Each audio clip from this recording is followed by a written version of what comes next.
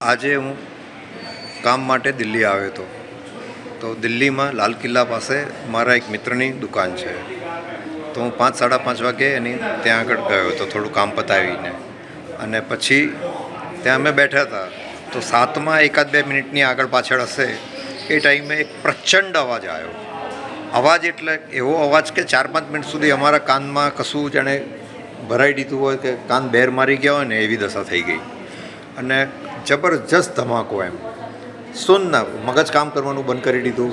અને કે વિચાર શક્તિ આપણી ખતમ થઈ ગયા એમ બધા ભગવાયા થઈ ગયા એમ કે શું થયું એમ. ત્યાં બહાર એટલે ત્યાં બૂમ મારી કે બ્લાસ્ટ થયો, બોમ્બ બ્લાસ્ટ થયો, બોમ્બ બ્લાસ્ટ થયો, ભાગો.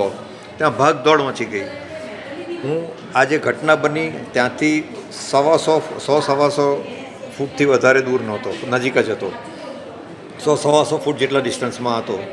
અને બહાર જોયું તો 2-3-4 ગાડીઓમાં આગ લાગી હતી. અને પેલા આજુબાજુમાં બધા થોડા ચીંથડા પડ્યા હતા માનવ શરીરના, જે કહેવાય ને આ બોડીના નાના ટુકડાઓ પડ્યા હતા માંસના ને એના. કે લોકો ગભરાઈ ગયા હતા, ભયમાં ને ભાગણ દોડને જે કહેવાય ને ગભરાટને. દુકાનો બંધ કરીને લોકો ભાગવા માંડ્યા. શટર દુકાન બંધ કરી ના કરી સામાન લેવા નથી રહ્યા લોકો, એવી દશા થઈ ગયેલી, ભાગદોડ થઈ ગઈ હતી.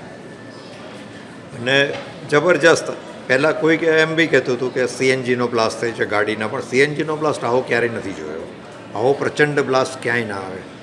આ જ્યાં સુધી મારું માનવું છે ત્યાં સુધી આ આરડીએક્સ કે એ ટાઈપનું હોય એવું હું કહી શકું છું. કેમ કે એની જે તીવ્રતા હતી અને જે અમે કંપન અનુભવ્યું ત્યાંથી 150-200 ફૂટમાં જે અમે એનું જે કંપન અનુભવ્યું, જે વાઇબ્રેશનને આખા બિલ્ડિંગ હચમચી ગયા હતા. એટલે બહુ જ ભયંકર અને એ હતું.